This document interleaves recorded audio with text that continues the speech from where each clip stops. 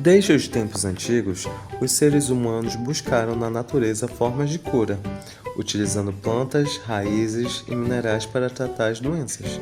Civilizações como os egípcios, gregos, romanos e chineses foram pioneiros no uso das ervas medicinais. Hipócrates, considerado o pai da medicina, acreditava que a natureza continha os segredos para a cura. Durante a Idade Média, a farmacologia estava ligada à alquimia, onde buscava-se não apenas transformar metais em ouro, mas também criar elixires de cura e longevidade. Com o Renascimento, houve uma revolução científica que impulsionou a farmacologia. No século XIX, Frederick Setter isolou a morfina, marcando o início dos compostos ativos.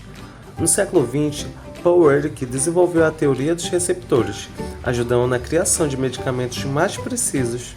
Em 1928, Alexander Fleming descobriu a penicilina, uma arma poderosa contra infecções. Pouco depois, Joseph Clare e Fritz Schmidt sintetizaram o Prontosil, precursor dos antibióticos. O avanço da farmacologia no século XX também trouxe inovações para o tratamento de doenças mentais. Estudos sobre a química do cérebro permitiram a criação de medicamentos que regulassem neurotransmissores, revolucionando o tratamento de transtornos psiquiátricos. Entre esses avanços, os antipsicóticos se destacam, melhorando significativamente a qualidade de vida dessas pessoas com transtornos mentais. O surgimento dos medicamentos antipsicóticos revolucionou o tratamento de transtornos mentais graves, como a esquizofrenia. A descoberta ocorreu em 1952, com o surgimento da clorpromazina, um medicamento originalmente desenvolvido como antihistamínico. Marcou o início da era dos antipsicóticos. Observou-se que a clorpromazina tinha um efeito calmante significativo em pacientes psicóticos. A psicose é um estado mental caracterizado pela perda de contato com a realidade. Nesse estado, a pessoa pode ter delírios e alucinações, tendo dificuldade para distinguir o que é real. Esse estado mental pode ser considerado como um sintoma de outras doenças causadoras, como esquizofrenia, transtorno bipolar e até mesmo tumores e abuso de drogas.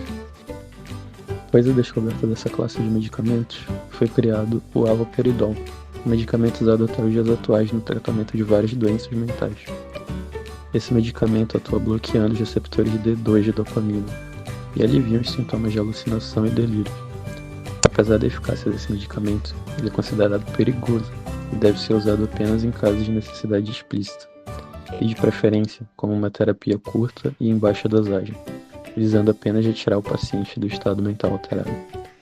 Pois esses medicamentos produzem dano cerebral permanente e podem causar um conjunto de sintomas, conhecidos como sintomas extrapiramidais, a qual o paciente apresenta tremores, movimentos involuntários, espasmos e dificuldade de concentração.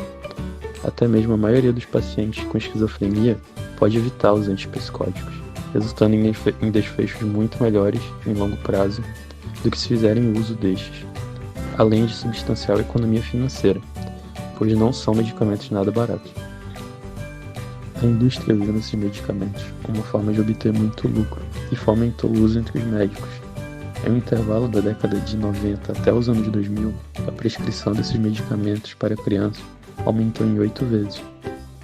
Um medicamento extremamente perigoso até para adultos estava sendo amplamente aceitado para as crianças. As pesquisas para os novos medicamentos eram voltadas para o marketing e não sobre o papel clínico do mesmo. A produção de novos antipsicóticos foi exagerada, sem necessidade para a população. E pior do que isso, as análises feitas por órgãos governamentais indicavam que nem havia melhora na eficácia ou dos efeitos colaterais entre a nova geração de antipsicóticos em relação ao haloperidol. A nova forma de impulsionar a venda desses medicamentos foi quando esses fármacos foram receitados para casos de depressão severa. Isso, aliado ao aumento de depressão mundo afora, gerou nas farmacêuticas a ideia de facilitar a venda desse medicamento, visando esse público, menos graves que pacientes esquizofrênicos.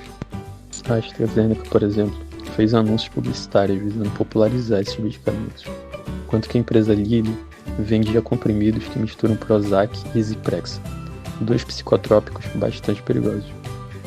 A indústria financiou estudos perversos que apoiam o uso de antipsicóticos para quase tudo, até mesmo para prevenção de psicose. Todos esses fatores comerciais fizeram com que vivamos uma epidemia no uso desses fármacos, ao ponto de hoje ser possível em uma conversa as pessoas falarem abertamente sobre os medicamentos que elas usam para se acalmar. Algumas pessoas usam até para dormir e chegam a recomendar o uso desse remédio que ela considera inofensivo. A psiquiatria e a farmacologia são áreas essenciais para a saúde mental, mas a crítica é de que elas tenham se afastado do compromisso com o bem-estar dos pacientes, priorizando seus próprios interesses financeiros. Hoje vemos um aumento alarmante de diagnóstico psiquiátrico em crianças e adolescentes. Comportamentos naturais da infância e adolescência estão sendo transformados em transtorno, levando a um uso excessivo de medicamentos que podem impedir o amadurecimento emocional saudável. Esse cenário tem consequências graves.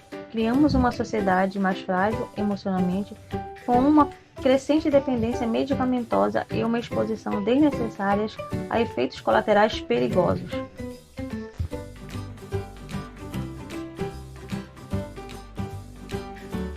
Esse foi o livro utilizado como referência e agradecemos pela sua atenção.